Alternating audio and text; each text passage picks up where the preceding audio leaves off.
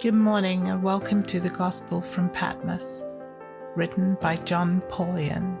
It's a daily devotional with everyday insights into living from the last book of the Bible. My name is Donna Marie Duncan and it is May 4th.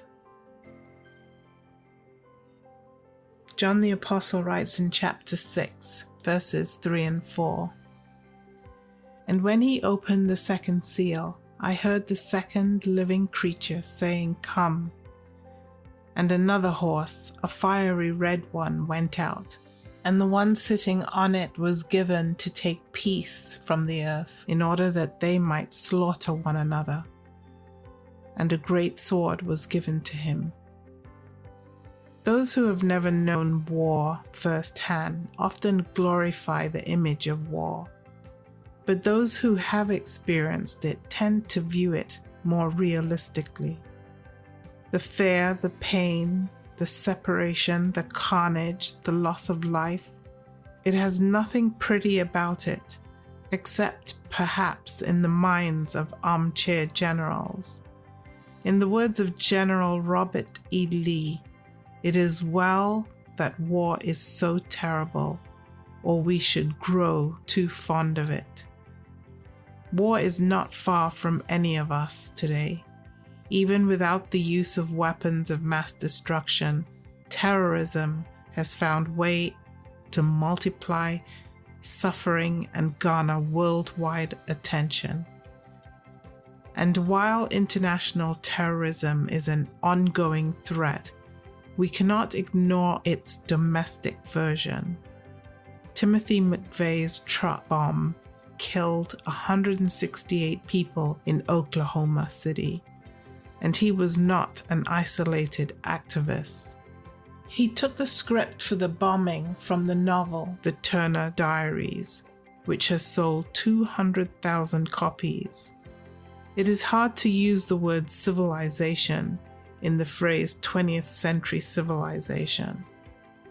That century witnessed the Nazi Holocaust against the Jews, the genocides in Cambodia and Rwanda, and the ethnic cleansing of Armenians and Greeks from Turkey, Croats and Muslims from parts of Bosnia, and Serbia from Croatia. Less known is the rape of Nanking, in which, after the city's surrender, soldiers gang-raped women and butchered men for bayonet practice.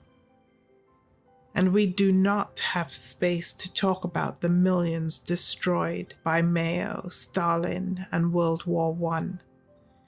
In 1905, the United States approved Japan's annexation of Korea, often viewed as the nation's first subjugated in 5,000 years of recorded history.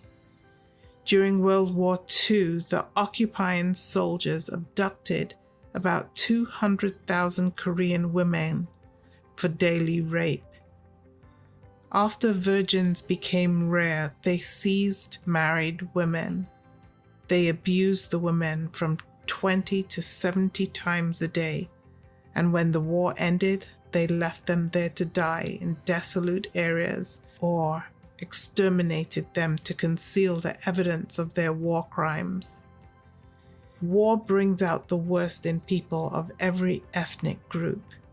If John had received his visions in our time, the terrifying symbols might have been different, but the essential message would be largely the same. Humanity has not been evolving morally through the centuries. We have simply developed more efficient means of killing one another. In a world filled with terror and chaos, nothing is certain except that God is the one who is in ultimate control of history.